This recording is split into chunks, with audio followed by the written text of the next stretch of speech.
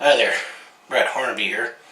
When I was doing my season ticket reveal for the Calgary Stampeders this past season, I hinted at making a predictions video. I figure I'll live up to my word and I'll make my CFL predictions on where I feel teams will stand this year, and then I'll make my playoff and Grey Cup pick on who I ultimately think will be hoisting the Grey Cup at the Brick Field at Commonwealth Stadium on November 25th. I meant to make this video before week one, but between career, work, responsibilities, and try to have a life here and there, that doesn't always happen. Plus, you can also see my videos on my YouTube channel, where I most recently went to the zoo and took in the pandas, and I also captured a couple moments at the home opener at McMahon Stadium this past weekend. Anyway, how I'm going to make my predictions here is I'm going to start from east to west, and I'll start from bottom to top where I think each team will rank, and I'll give a quick blurb on why I figure that's where that team will finish in the off season. So starting out east, and I think the Montreal Alouettes will once again finish fourth in the east, as there are just too many question marks with the team on a coach that they hired in Mike Sherman, who had some success in the NFL and college. Initially he said he didn't want the job, but somehow Kavis Reed convinced him to take the job, and I just still think this team right now is a mess and hasn't been able to find an identity after Anthony Calvillo and Ben Cahoon retired, and they've gone through dozens of quarterbacks, and right now I'm not too sure a duel of Drew Willie and most recently signed Jeff Matthews is the answer to get this team back in the winning direction that they so enjoyed for almost 2 decades. Third place in the East, or actually I should get back and say I believe Montreal will finish 5-13, and I think that's being generous.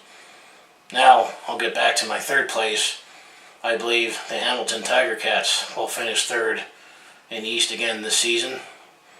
Big question mark with the Hamilton Tiger Cats is who's the real Hamilton Tiger Cats, the team that struggled and who got blown out in the first half of the season and started the season 0-10, or the second half team when June Jones took over as head coach and Ken Austin stayed on as president, and then June Jones decided to name Jeremiah Mazzoli the starter, who the last 10 games of last season actually led the league in passing yards in that time frame, which is quite incredible when you think about it. With who else is out there, do you think they can sustain that, or somewhere in between lies the truth? And I think I'm going to split the difference there, as in that they'll definitely be much better than where they were last season, especially the first half. But I don't think they're going to be the world beaters that they showed down the stretch. Although, with the East being not as strong as the West, I believe anything is possible. But I think right now, the Hamilton Tiger Cats will be better. They're going in the right direction. But I could see these guys finishing third with let's say an 8-10 record. I just think there's something to still build on from last season, but they're not quite there yet. Give them a couple more years, and then it also depends on how patient they're going to stay with Johnny Manziel in the picture with Jeremiah Mazzoli. Second place, I think the Ottawa Red Blacks are primed to finish second in the East again this season. A lot of the question mark with the Ottawa Red Blacks is how healthy can Trevor Harris stay, because they have unproven backups behind them. But that being said, maybe with playmakers like Greg Ellingson and Brad Snopoli and Deontay Spencer, and they also got Kiayus Javier on their defense to bolster their D and provide some leadership. I still think Ottawa is a nice balanced team, and in fact I think they're going to be slightly improved if Trevor Harris stays healthy, and I'll give him a 10-8 record to finish a respectable second place in the East and actually be just over 500. First place, I think this is just as easy as picking Montreal to finish last in the East. I can easily say this is Toronto's division to lose. Right now, they're coming off the stunning Grey Cup comeback last year, and they actually didn't really lose any pieces. In fact, they actually gained a piece in James Franklin to back up Ricky Ray, because while Ricky Ray is still at the top of his game, he does have a tendency to get hurt during the season, plus Father Time will eventually catch up with him, but there's still no signs of him slowing down. But Toronto was stacked, excuse me, with Ricky Ray at quarterback, and then you got James Franklin backing up, winning the rings, learning from Ricky Ray, and you got playmakers like James Wilder Jr. He was able to get his contract issues sorted out, so they didn't lose Ray or Wilder Jr. in the off season. And then you still got playmakers like Devere Posey, S.J. Green, Sean Lemon's always threatening the middle linebacker, and you got Tristan Black, Devin Cross. I think this team is stacked to go on another run for the Grey Cup again this year. And then all Mark Trestman has done since joining the CFL is win. And also, they also have Jim Pop, still general manager. He's been doing this thing for many years. He's a great general manager. He's built teams, reloaded teams when he was in Montreal. And then speaking of Montreal, another former Alouette famous alumni that they got is Anthony Calvillo, who's also their quarterback coach. That's going to be an interesting dynamic, and working with Ray and Franklin. And I actually had the pleasure of meeting Anthony Calvillo at the Grey Cup Festival last year in Ottawa, and that was definitely a thrill. So to recap, I got Toronto finishing first in the East, followed by Ottawa, Hamilton, and Montreal. And until I give you my West picks, that's where things will come in on the playoff seedings. And I would say Toronto, I'll give you them easily a 12-6 record. Last year they finished 9-9, but they started off slow. Ray was hurt. I think they were also learning the Mark Trestman system. But I think what you saw in the second half and in the playoffs, I think that's going to continue on in 2018 for the Toronto Argonauts. So now let's go out west and talk about where I think the 5 teams in the West will finish. And I still say the West is the more superior division than the East, just the way it's been not only the last couple of years, but it seems like the last several decades. And excuse me. One thing to note here is that they do a crossover system in the CFL, that if one team in one division, like to say the 4th place team has a better record than the 3rd place team in the other division, that 4th place team crosses over and takes that spot. That's why last year you saw the Saskatchewan Roughriders in the Eastern semifinal and the Eastern final, for example. And that's where it's critical I have to give out the records and in my predictions, and when I get to the playoffs, that's where my seeding will come in. Anyway, to starting in 5th place in the West, I still think the BC Lions are destined to finish in the cellar this year, just because the West is so tough this year, and there's still a few question marks and lots of changes in the off season from Ed Hervey taking over general manager, overhauling the team. But Jonathan Jennings, you still can't figure out, is he the guy that a couple of years ago that looked like he could contend for an MLP, or last year where he made mistakes at the critical time despite having playmakers in BC, but their defense also can't hold them the whole time. But I still think the BC Lions, sadly, Wally Bono is not going to ride in the sunset as a winner, as there's speculation that the coaching legend, this is his last season. So right now I got BC finishing 5th. Just, if they were out east, maybe if they were the Halifax Schooners, they would have a better fate, but I think they're going to get feasted on by everyone in the West this season.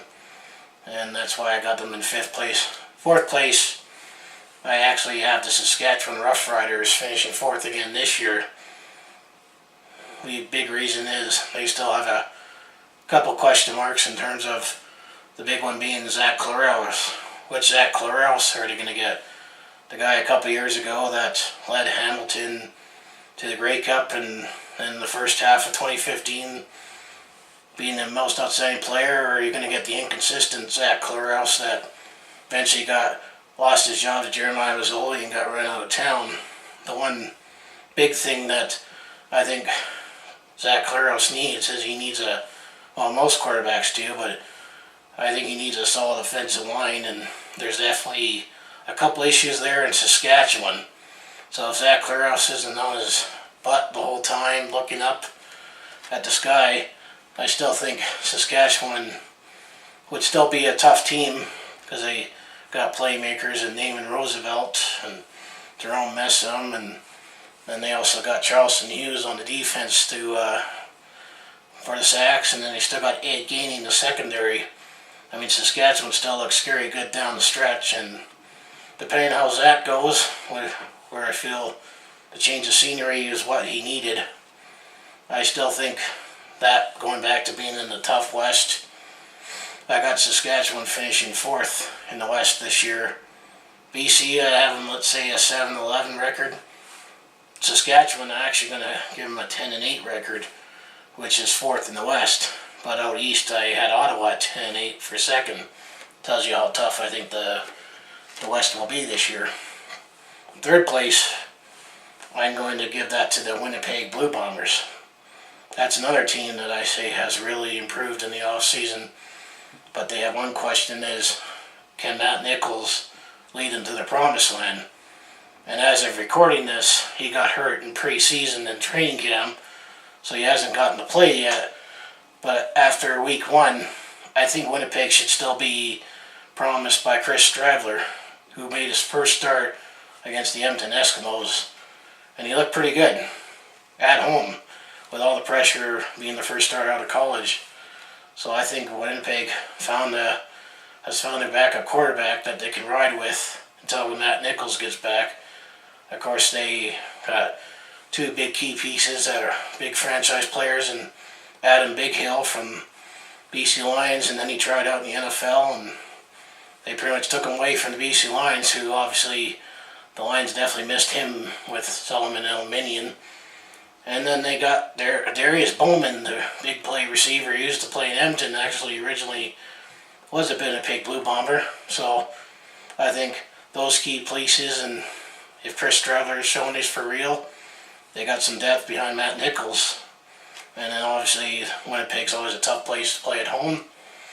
So I'm going to give Winnipeg an 11-7 record and finishing 3rd in the Western Division, which now leads to the 2 Alberta teams, who I think are going to be neck and neck and fighting until the end for 1 and 2. 2nd place, I actually have my Calgary Stampeders finishing in 2nd.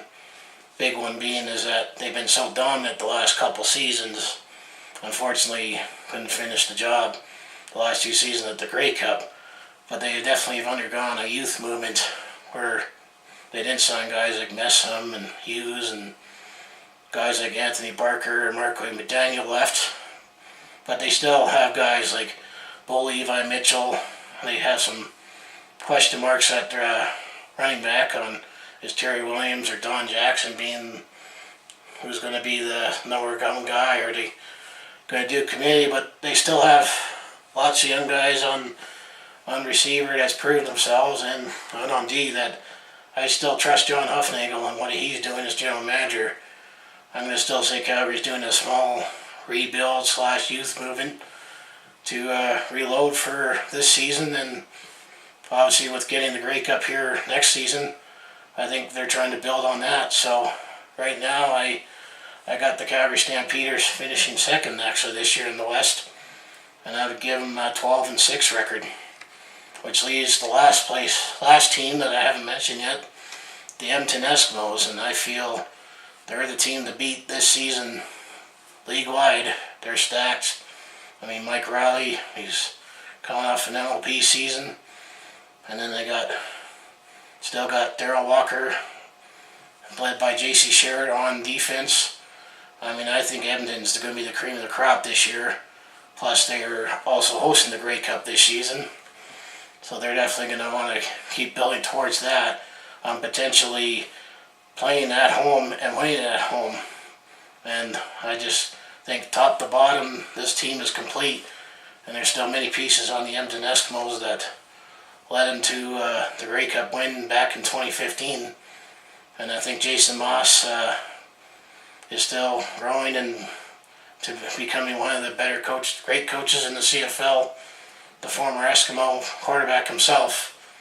So, I mean, this team is stacked considering after they won the Grey Cup, pretty much lost their entire coaching staff to Saskatchewan.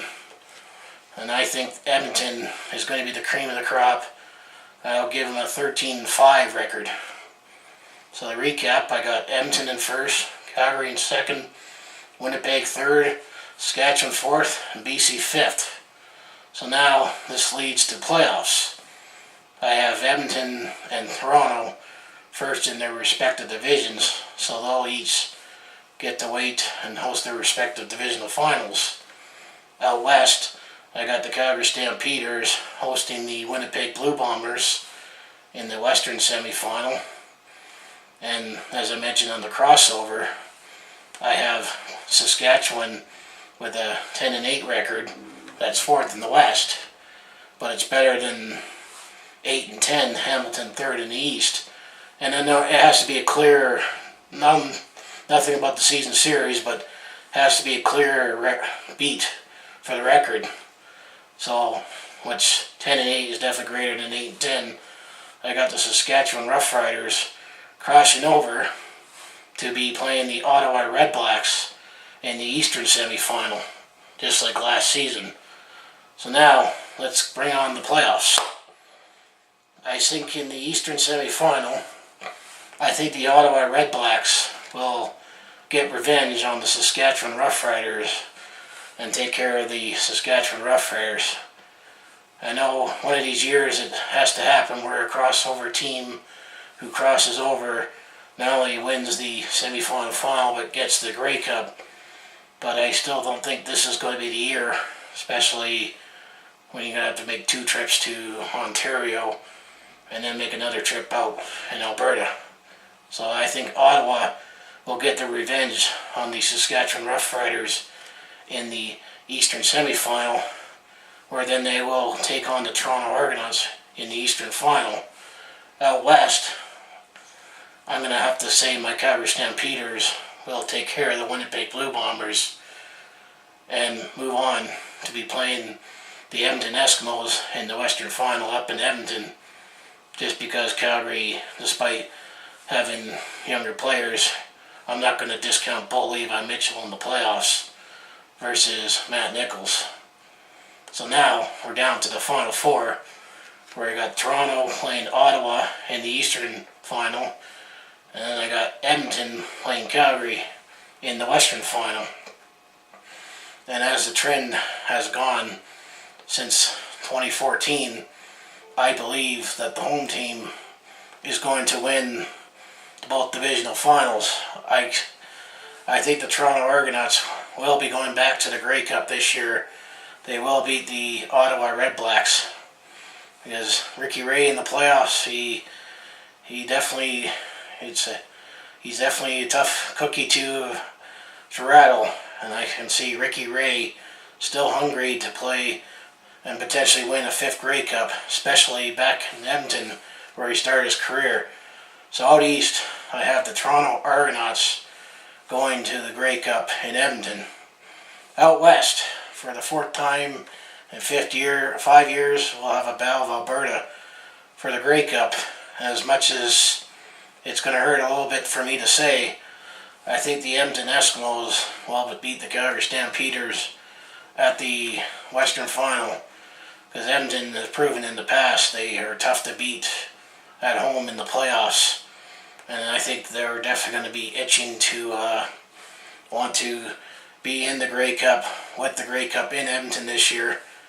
And not only that, I think Calgary, will take a little step back this season with all the changes they made, and I feel like they're rebuilding, and this will fire up and give them some motivation to go for it in 2019, which honestly I really want Calgary to win it more in 2019. So I have the Edmonton Eskimos being the Calgary Stampeders in the Western Final to get to the Grey Cup, where all they need to do is stay where they are. So I personally think the Edmonton Eskimos and the Toronto Argonauts will meet the 106th Grey Cup in Edmonton at the brick field at Commonwealth Stadium, I should say. And I think the Edmonton Eskimos will be your Grey Cup champions this year. I just think Mike Riley, he's driven. Edmonton had a close, tough loss against Calgary last year in the Western Final. They're stacked. I think this is the year you're going to see the home team in the Grey Cup winning it this season. And there'll be a lot of storylines with Ricky Ray on the other side and Anthony Calvillo, who won his first Grey Cup in Edmonton, beating Jason Moss and company, or Jason Moss when he was a backup with Ricky Ray. I mean, there's lots of storylines colliding right here. So I'm going to say your 2018 Grey Cup champions will be the Edmonton Eskimos over the Toronto Argonauts. Anyway, that's my predictions. If you like or disagree, I mean, this is just my opinion. So no hard feelings if I don't think your team's going to go anywhere this year. But anyway, if you enjoy what you see here and any of my other videos, you can hit like and subscribe, and I'll see you in the next one.